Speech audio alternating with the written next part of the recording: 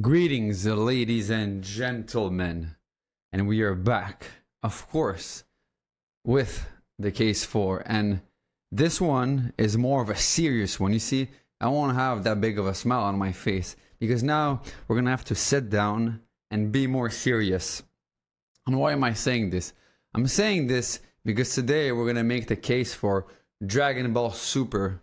And you know, Dragon Ball Z built the legend, the greatest theater, the greatest cinema, the greatest show on earth. We all know this. It changed our life. It gave us the greatest video games and gave us some great lessons, great characters.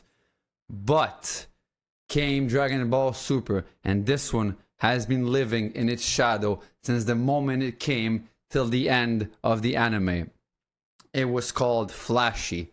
It was called shallow. It was called full of plot holes. It was called childish. It was called that the music wasn't as good. So I'm here to make the case for that Super is not the lesser sequel. It is actually the next evolution.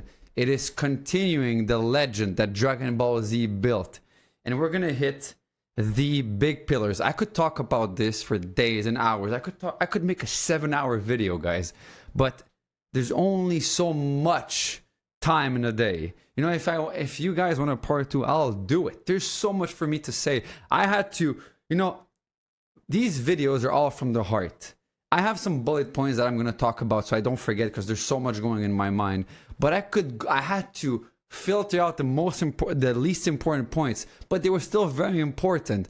So I could talk about this for 7 hours straight, but today we're going to try to condense this to the most important points, to the points that I find the most important.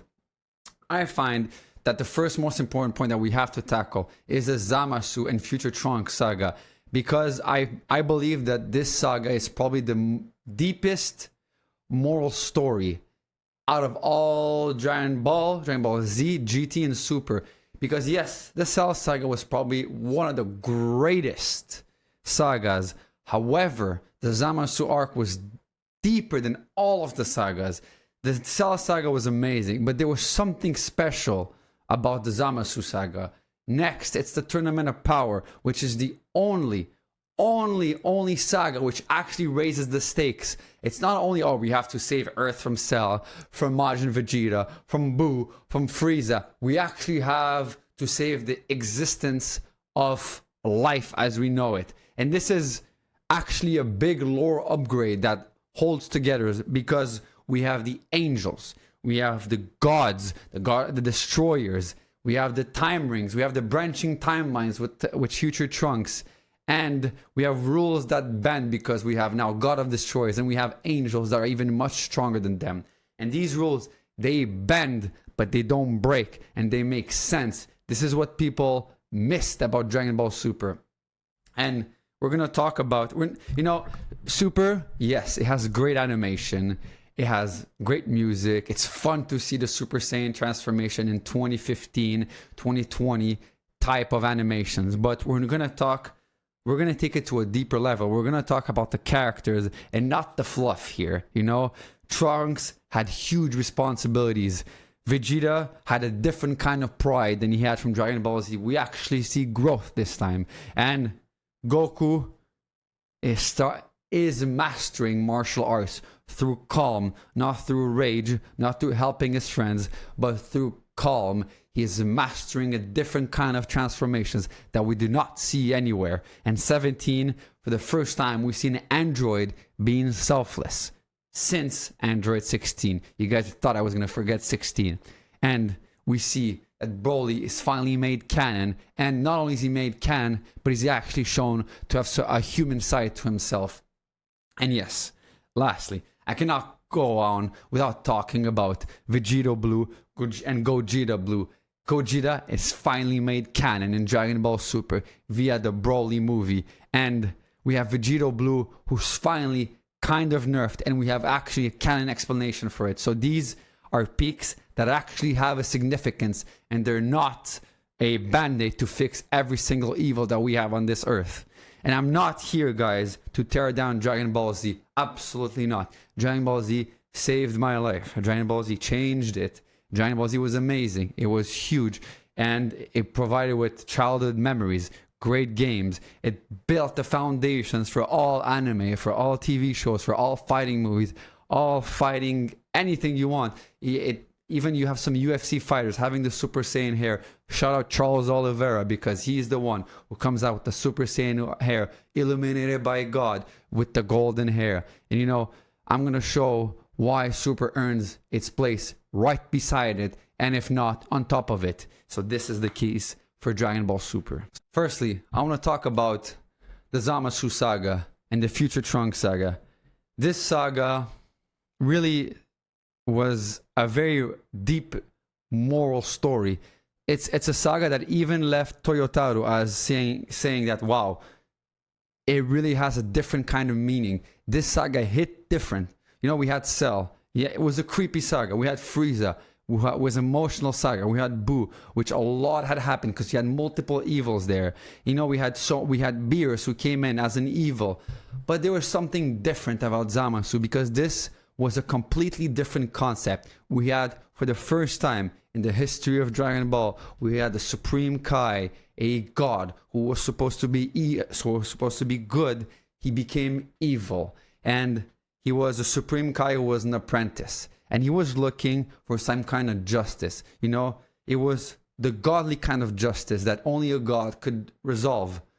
However, his justice was warped with evil intentions. He had a genocidal ideology. And you know, it's easy to brush off when you listen to the Zamasu arc. When you listen to Zamasu for the first time, you see him looking at those prehistorical people who are killing each other still years and years and years later, because of Gowasu.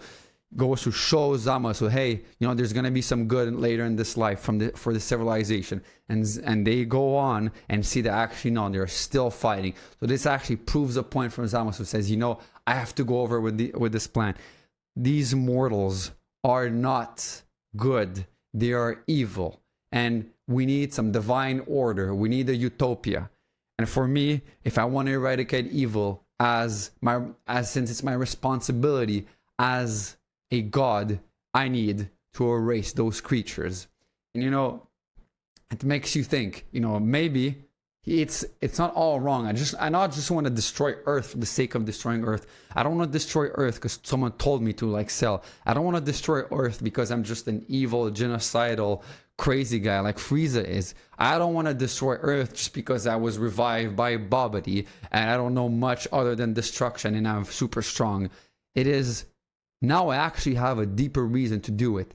And it hit different, guys. It hit different because now it was a god who came. It was a story that started with a betrayal. It started with the death of Goku. And you know, guys, people are going to talk about the plot holes that we have here, because they're going to say, how does that make sense? How does Zamasu take up the body of Goku Black? How does Zamasu do intervention with time? Well, it all makes sense because Goku said it. If Trunks would have let Goku die from the virus, Zamasu would have never been able to become Goku Black and take control of Goku's body. So we have here branching of timelines that actually make sense. We do not have a plot hole. We see that there's a direct continuation from Dragon Ball Z. And the story brings us with a structure of mystery that we have never seen before. You know, we see that there's some evil person named Goku, and Trunks wakes up, comes back to goes to the future and meets Goku and Vegeta again. He tries to attack him because he thinks this is Goku Black, who is evil. But so it raises the questions: who is this mystery figure? Did Goku become evil? What is happening? Why is there an evil Goku here with a Potara earring? Very strange. And then we learn about the body swap reveal. We learned that Zamasu made a wish to become immortal. We learned that Zamasu swapped bodies with Goku Black. And what's even crazier than this, it's an element that is very, very easily missed. It is the fact that when Beerus and Whis bring Goku to meet Zamasu for the first time, there's something there. And Zamasu and Goku start fighting, and they fight, and Goku goes straight into Super Saiyan 2. Goku is surprised. He doesn't understand that there's a transformation there. He says, what is this power? I've never seen such power before. And then Goku starts fighting with Zamasu. Zamasu thinks he has the upper hand. He's like, look at these mere mortals. I may actually have power to control them. And he goes and tries to prove his own point by saying, look at these weaklings. I will destroy them all. And then he comes full circle. Zamasu gets actually beaten and surprised by Goku. Not only does he get beaten, he gets humiliated. He gets his life saved by Goku. Shout out Majin Vegeta for your speech. And this comes full circle because now it actually proves Zamasu's point that I cannot let these people live. And if Goku would have never done this fight, we probably wouldn't have a Zamasu arc, because it all started there. It all set the stage for Zamasu going his evil way, because he saw that he was not strong enough. He needed to be immortal, and these mortals needed to be contained. And this is something that we see for the first time ever, guys. I know I'm repeating myself, but something we see for the first time. And then throughout the Zamasu arc, there's just so many different surprises. There is the Trunks arc, which is even deeper than we see in the Cell Saga and in the Android Saga. Yes, Future Gohan died in the Android Saga. Terrible, sad death. I actually have a video covering it. We have the PTSD of Trunks when he tries to blow up Dr. Zhou's lab. We have all of the PTSD that resurfaces back when he comes out of the time chamber. When Vegeta lets Cell absorb Android 18, he says, I'm not going to let you do this. I've lived through those evils and I'm not going to let you do this again. But this time in Super, we have something called the Survivor's Guilt. And it brings us Super Saiyan Rage. And Trunks finally gets to redeem his past failures. He gets to have the final word. He gets to kill the unkillable. He gets to kill the god. And he gets to be responsible of his own life, which is something that was never given to him in Z. It was failures after failures. He did come back in the past and kill Cell first form. But that wasn't the same. That was after multiple failures he had against Perfect Cell, against Android 17 and 18, against Dr. Zero, and etc. And Dragon Ball Super, we have the Spirit, the Hope Sword. It's like a spirit bomb that was channeled by the survivors on Earth. And it was Trunks who said, I am the one who needs to defeat this evil. I may have asked for the help of Goku and Vegeta. They helped me in a different way, but they didn't help me defeat him. I was the one who needed to defeat him, so I don't have to come back to them again. And you know, it's funny because we also learned that Trunks defeated Boo pretty easily. So he's handling business on his side, and it ties up straight with Dragon Ball Z. So I don't see any plot holes there. And we also see that we have an epic showdown in the Zamasu arc. We have Vegito Blue versus Zamasu. And not only do we have against Zamasu, we have against Fused Zamasu. We have a fused god. Something new again for the first time. We have a Supreme Kai who fused with a mere mortal, just so he can try to defeat those mortals. We have a god tier fusion versus the immortal instability fused into one person. Can you imagine that? That's a very, very complex plot. And then we see that Vegito is back. Finally, cocky, arrogant, and he gets Vegito Blue. And you know, guys, what's crazy is that in Dragon Ball Super, again, it offers us the fact that Vegito Blue is not overpowered. He's not a band-aid that fixes everything. Oh, I can't defeat this evil. Let me put the Potara rings and get swallowed up after that so I can come out. No. We learned that the Potara fusion actually has a limitation. It actually has a time and power limit. Vegito Blue was way too strong. He was completely destroying Fused Zamasu. And we saw that after a couple minutes of huge fight, amazing fights that we haven't seen anywhere else in Dragon Ball Z, Vegito Blue versus a god. What? Vegito Blue finally tested, and Vegito Blue just destroys them. And finally, poof, it comes to an end. There is a bug in the fusion. So there's a limitation in the Potara fusion. And Zamasu arc brings us something that the Dragon Ball Z arc never gave us. It gives us a bittersweet end. Zamasu becomes omnipresent and forces future Zeno to erase the timeline, which means that the world that Trunks and Mai knew is destroyed. Even though they defeated that evil, quote unquote, their world, the world that he tried to save, actually becomes destroyed because he tried to save this own world. So it forces Whis to create a branch pre-Zamasu so Trunks and Mai can live there. It is the first time that even though we have a hero winning, we have a bittersweet end where he actually didn't win. All he got was a lesson and he became more powerful. So even in Super again, it follows the trend of Dragon Ball Z that when Trunks gets to have a positive moment, it just is bittersweet.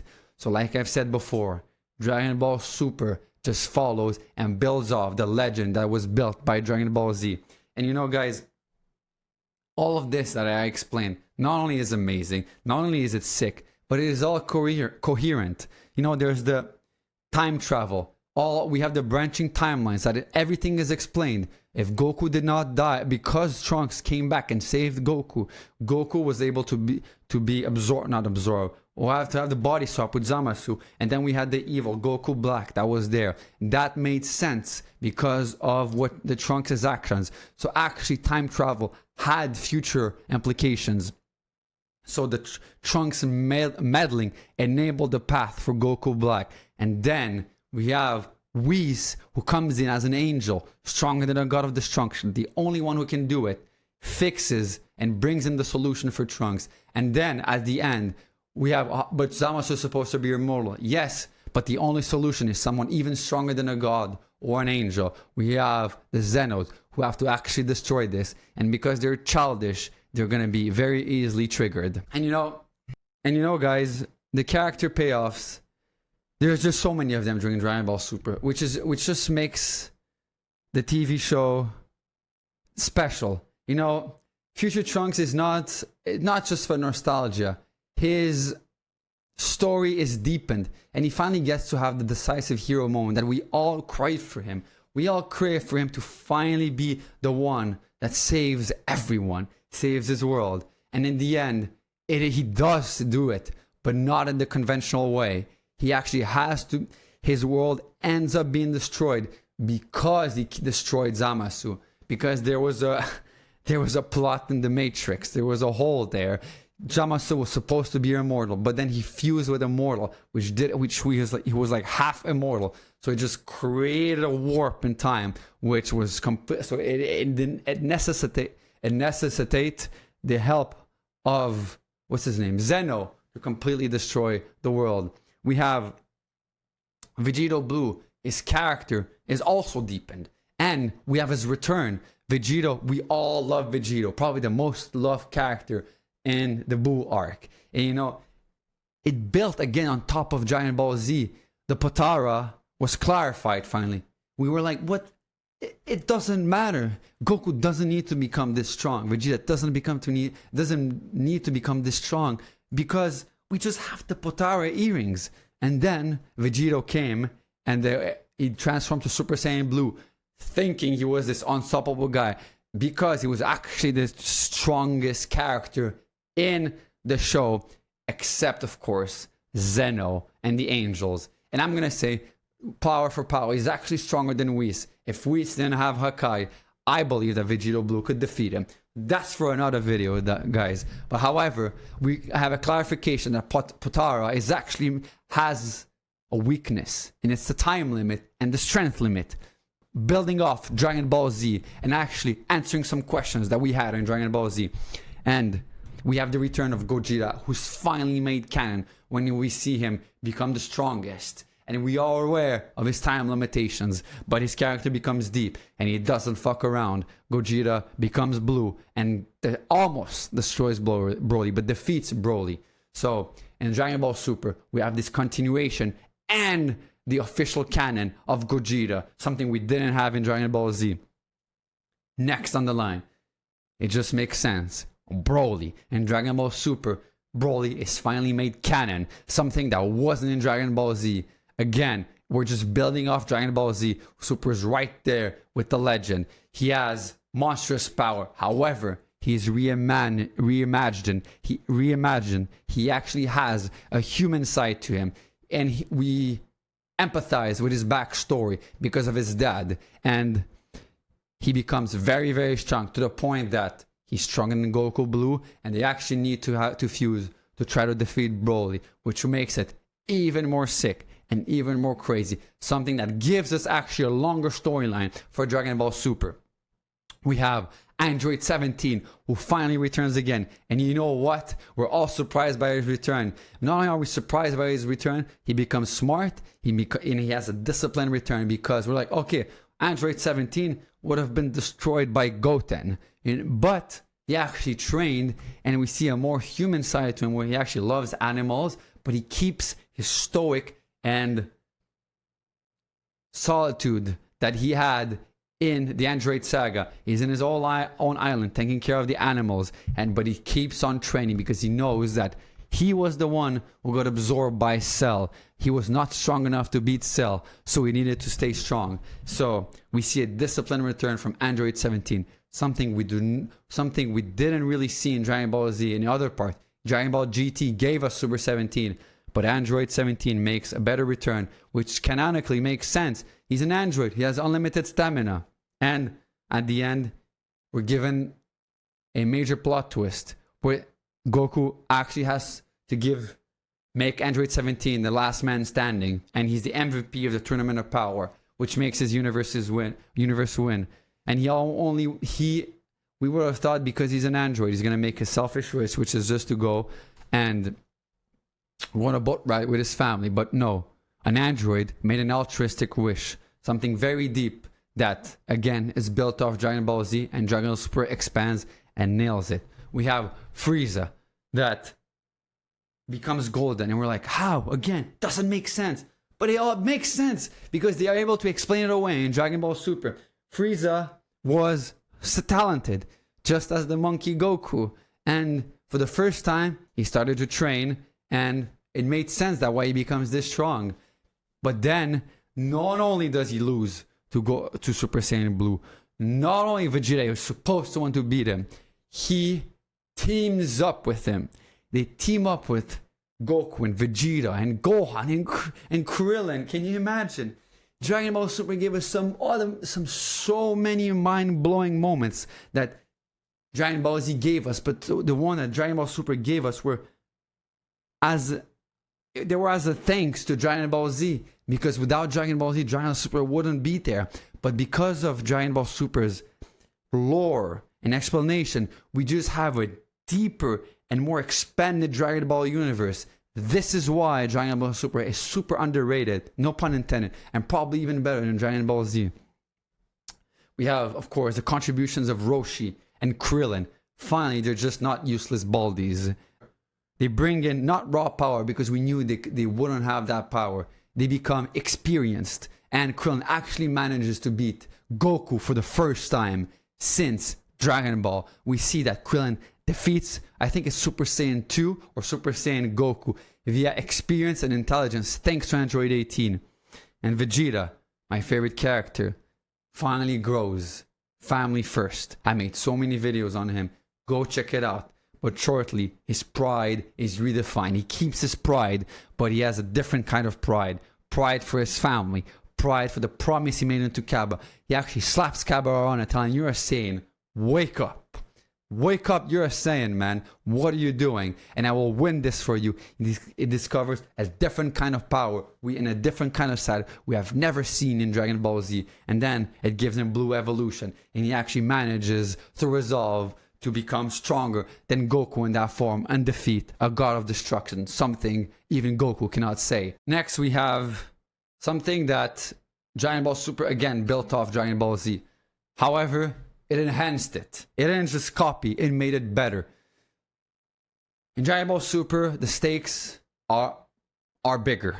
There's a lore upgrade, and there's actually universe building, which, like I explained before, just makes the universe of Dragon Ball way deeper and larger. Something we can branch off and make so many different stories thanks to Dragon Ball Super. Dragon Ball Super introduces the multiverse. 12 universes that each have a god of destruction. They each have an angel, and they each have a supreme Kai. And the lore gets even deeper. We learn that supreme Kais are the good gods, and that god of destruction are the evil gods. And the only way to actually defeat the god of destruction, if you're not stronger than him, is to kill the supreme Kai, who is much weaker than probably even Goku Super Saiyan 1. So we actually have a link, a life destruction link that really matters within the Dragon Ball lore, and this is introduced in Dragon Ball Super. We see that we are introduced to also the Super Dragon Balls, who have universe scale wishes, and they're used for comedy and for also existential stakes. They're used by Zamasu.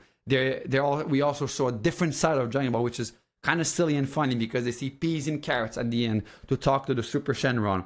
So it introduces a deeper lore, the Super Dragon Balls, which was built off thanks to Dragon Ball Z.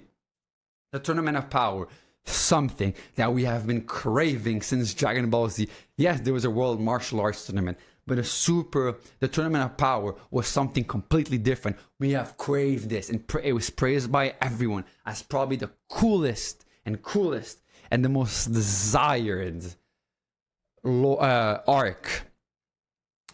8 universes, 10 fighters each, and the losers are erased. There is no going back. You do not mess with the Zeno. He just erases a god of destruction. He just erases all of its fighters. The Stoic Hit, the Jiren, all of them get erased. You think they would be undefeated, unbeatable, and you're asking yourself, there is no way. If I've learned something from Dragon Ball Z, there's always a happy ending. There's always a way to reverse everything, and we're all happy. Sadly, it didn't happen this time. So there's actually a moral angle to the story. Not only the fact that we get to see new Namekians, new Saiyans, we get to see Frieza's clone. We get to see so many cool things, epic transformations. But there's also a moral angle to this. Something that we have been craving since Dragon Ball Z. And I've been talking about the new faces. We get Hit, the silent assassin, who actually defeats Goku, guys. Many of you don't remember this, but he killed Goku, guys. We get Kaba, and we get Caulifla, the promise that Vegeta made to Kaba. We get Caulifla. We get female Saiyans for the first time. We get Kale. We get Kefla, amazing fusion that actually, in the anime, is just as strong as Ultra Instinct Goku, the Saiyan version. And in the manga, Gohan is able to defeat her. We get Jiren, the guy with a different philosophy who just focuses on power, pure brute strength, and raw power. We get Top, who finds a complete different form. He becomes a god of destruction. We get Frost, Universe's 6 Namekians. We get fresh matchups, guys. We get different philosophies, different transformations. We get the universe of love. We get something we have never seen before. There's so much universal building that is done just in this arc alone, in the Tournament of Power. It is insane, guys. We have never seen this before. Never in the history of Dragon Balls we have seen this. And it all makes sense, and they can all have each of their story. We have the Saiyans in the other universe who are able to transform in a different way than the ones from Earth. They are able to transform without a tail. We see Frost. We see different things, guys. Huge universal building, and we get the absolute authority. We get the constant peril that you're living on the edge, walking in eggshells. We get Zeno, the childlike absolute authority that even is stronger than gods. Even gods fear them. And this restores the balance between all the gods and the universes, because there's one true God who's able to erase it all at an instant. And at the end, we get something even deeper. We get that the only way to actually save everyone, and no one knows how, at the end we see it, is via selfless wish, not done by a human, not done by a Saiyan, not done by a nice person, done not only by an android. Dragon Ball Super introduced us to probably the sickest transformation that we see ever. We get Super Saiyan God. Super Saiyan God. We don't just get iterative transformations anymore. Super Saiyan 1, 2, 3, 4, blah, blah, blah. We actually have Super Saiyan God, Super Saiyan Blue, which is Super Saiyan variant, which is the Super Saiyan form of the Super Saiyan God. We see divine ki that makes sense And actually, you would think that divine ki is overpowered. It's actually not. It comes with trade-offs, control and stamina, and trade-offs that you can use it, but your stamina diminishes very quickly. Divine ki is not normal ki, so you're not able to control it. So there's a trade-off to these transformations. This is why throughout the show you see in the Tournament of Power, Goku doesn't want to go Super Saiyan Blue all the time because of the stamina issues. He actually stays in base, he stays in Super Saiyan. So there's a trade-off, something that is explained very well in Dragon Ball Super. So there's actually a need for tactical switch. Sometimes I just need to go Super Saiyan God. Sometimes I need to go Super Saiyan 2, which is probably the most used transformation in the show. Something we get explained and spectacle with meaning in Dragon Ball Super. And then we get Ultra Instinct, guys. I know, guys, you love Super Saiyan 3. I know, guys, you love the first time Super Saiyan 1 was announced when Goku saw Krillin die and he transformed. But there is Ultra Instinct. There's a godly omen there that needs to be mastered there. And it is not rage, guys. This is martial transcendence, martial arts. It is iconic. It's the representation of the turtle school, the hermit school, turtle school of martial arts, taught to you by not only by the one and only Master Roshi. And it gives us the fact that this is just not another transformation. This is the mastery of martial arts, something that we have never seen before. Yes, there was Kaioken, but it wasn't the same thing. This is a new type of transformation that needs to be mastered. It needs to be acquired, and then it takes a lifetime to be mastered. And it is explained to us that this mastery only comes through the gods, because the gods, even the gods are not able to master this. The only ones are the angels who have mastered Ultra Instinct, who live in a constant state of mastery of the other Ultra Instinct powers. Something that is very well explained and something that Super develops really well. We get to see Beast after. We get to see Ultra Ego. Amazing stuff. All of them with canon explanations that follow the arc and the personality of the character. And then at the end, this brings us to the biggest climax we have seen in the history of the Dragon Ball arc. Something that even made people in Mexico sit outside so they can watch this. One of the biggest events there. It was Goku versus Jiren. A huge climax. Thinking that there's no way Goku is going to beat Jiren, this big guy. And then in the end, Goku defeats him. But guess what? There's always that trade-off that we said at the beginning. Goku, his body shuts down. His body shuts down and he loses to Jiren. So he needs the help of Android 17 and of Frieza. Can you imagine this, guys? We also get the beautiful Vegito Blue, Gogeta Blue. They're made canon. They're short. They're there for a short time, but for a good time. Surgical use. Used at the perfect moment, for the perfect time, and the perfect amount of power. And these are finally made canon, and the clarity is explained. And we are finally get the limits of those fusions. We have Golden Frieza, that his payoff was through training, and that mirrors the growth of a Saiyan. We have Super Saiyan Rage Trunks. We have Kale Berserker, who is an icon and a representation of Broly. And then we get Kefla, who is the female Saiyan extremes. Kefla pushes Ultra Instinct Goku in the show. We have another kind of transformation. We have Top, who becomes a god of destruction, the Hakai transformation, but is actually surpassed by Vegeta. Blue Evolution, a different kind of transformation, who is the only character who actually defeats a god of destruction. And all of these are much cooler than what happens in Dragon Ball Z, because these moments are tied to an emotional trigger: protection, pride, resolve, and the need to not die. There's no way to get out this time. There's no Dragon Balls. And these are not just color swaps. Everything comes with a meaning, and they're tied to the character. They're so well explained. This is why the transformations are so unique. It is spectacle with meaning, guys. I talked about it before, but all of these plot holes that are brought as criticism to Dragon Ball Super are all very easily explained. The time travel. These are branches. They're not rewinds. And it's explicitly stated by Whis that when Trunks' timeline is fixed by Whis, this is because Zeno came and destroyed Zamasu. So Whis has to give a timeline and has to fix the whole thing by giving Trunks a new branch of a history. So, and this is explicitly stated because all the time ring can only be bent. The time ring rules can only be enforced by the angels, where the like first in authority compared to gods of destruction, but not really at the same time. But they are the only one who can control time. We can see it with Golden Frieza. Ping, ping, and Whis comes back 3 seconds before. So everything makes sense to why Trunks gets a new timeline. The power scaling. Frieza's leap is explained. He's a mutant prodigy. We know this. And he's training for the first time. No wonder he's going to be so hard. And he gets a golden transformation.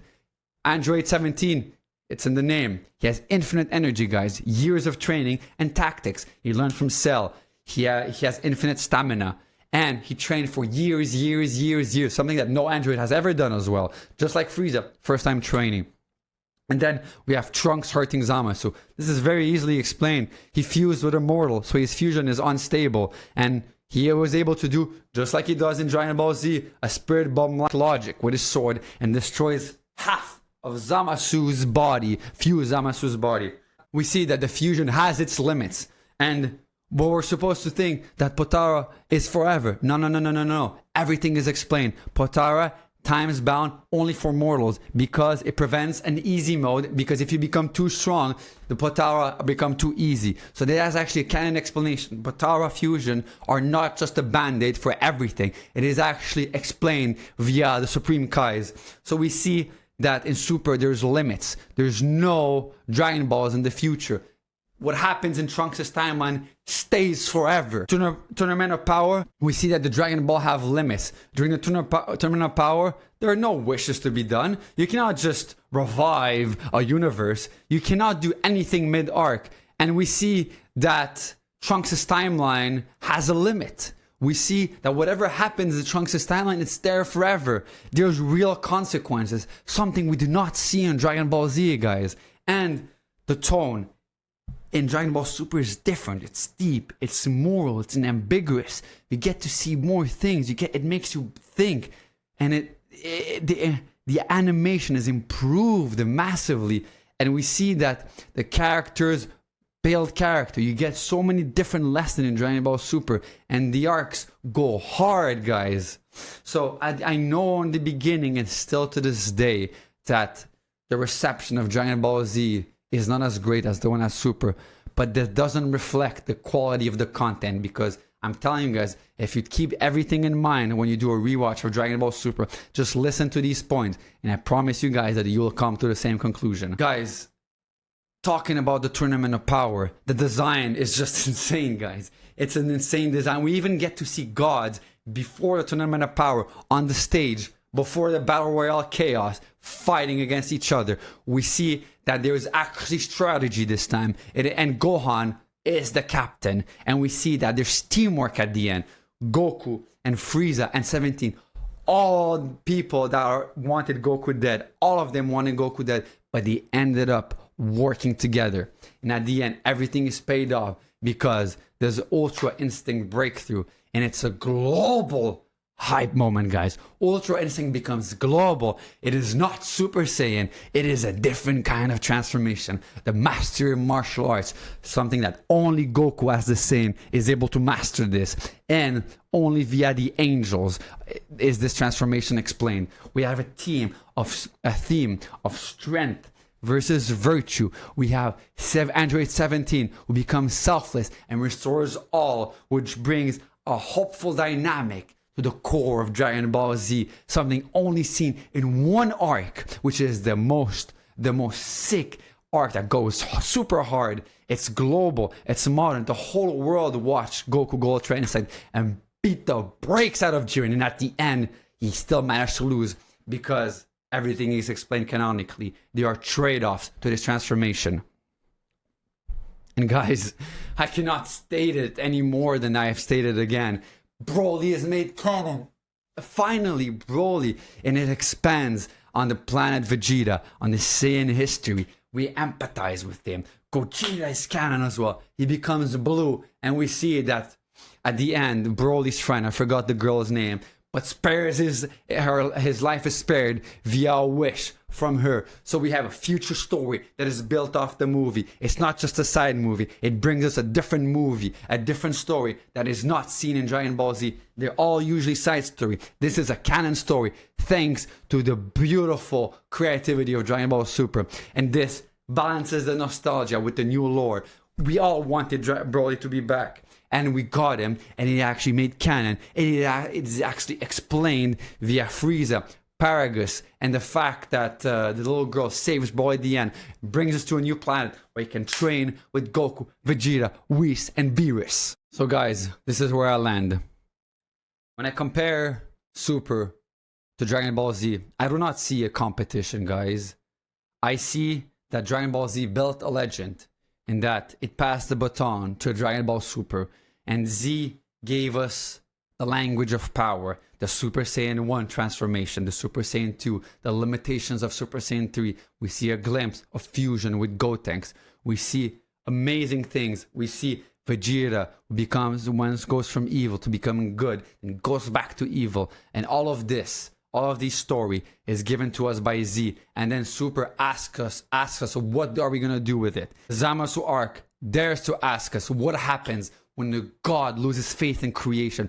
What happens when a god needs to kill all these mortals for his utopia? And Future Trunks is able to have the answer to this question, but he doesn't answer in the classical way you think, through power and through destiny. No. He answers with responsibility. He channels the power of the last few humans in this world, and he flickers the hope of humanity into one sword, make it a spirit bomb-like into a blade, and finally pays the price and destroys a god. However, because the god is destroyed, it becomes a bittersweet victory. The Tournament of Power asks us what matters when even universes are made disposable, gods of destruction are made disposable, and the answer isn't a bigger punch, isn't a different transformation. It is a character, and it is an android out of all the characters possible, and it's Goku that breaks limit, not through rage, not because Krillin died, it's through calm and mastery of martial arts. And at 17, choosing a selfless wish when he finally has the world to his hands and he can choose to do whatever he wants with it, just like he wanted from the start. So Super is cooler not just because the forms look slick and sick, Vegito blue, Gogeta blue, Ultra Instinct, but because each peak is tied to the character, to something human, pride tempered by family instinct, pride tempered by sane instinct, and each peak is tied to something human, tied to the character, pride tempered by family. We see the evolution of Vegeta Blue. We see that there's protection over ego. Trunks says, I'm gonna finally be evil, and we get Super Saiyan Rage, which is like a different form of Super Saiyan 2. Discipline over fury, Ultra Instinct. Broly becomes canon, and not only does he become canon, not only is he a brute force with sick line, he is a person, not just a warrior, and we are empathetic for him. Android 17 returns as strong as ever. He returns as a strategist, and Roshi is able to remind us why experience still matters, and Frieza proves that evil can be tamed, and Frieza proves also that evil can be useful without being redeemed. And that's a texture that Z never had room for. And the lore isn't just noise, guys. The lore is very, very well written and explained. There's 12 universes, there's angels, there's destroyers, there's skies, there's rules that bend but they don't break. Time travel that branches off. Time travel that is explained via the angels instead of hand-waving resets. Hey, Shenron, let me do this wish. And there's a fix that honors the cost that Trunks paid. Trunks had to pay for the life of Goku by summoning Goku Black. And people call this plot holes. But guys, you need to look deeper, and you guys need to look again, because these are all puzzle pieces. And when you put them together, Super becomes way more coherent, and it becomes more careful than Dragon Ball Z was with the consequences of the actions of all the characters. No, I'm not taking anything away from Z. Z is special. You can see. What do you see here, guys? You see Gohan Super Saiyan 2. You see Goku Super Saiyan. Ah, you can't see it, but he's above Gohan Super Saiyan 2. Super dared to believe, and Super managed to do it. Super earned its place by aiming higher than Dragon Ball Z did. Bigger stakes, deeper questions, and deeper moments that are left answered, and they hit different because this time they mean something. If Z is the story of becoming strong, Super is the story that shows us what strength is for: to protect, to choose mercy when you could choose erasure and destruction, and to carry hope even when the gods won't. So I invite you guys to rewatch it with this lens. The underrated label quickly falls away, and you may find the same thing that I found, and you may find that Z built the legend, but Super proved it, that it still lives, and it's not only living, it's still growing, and it also has something new to say. What do you think?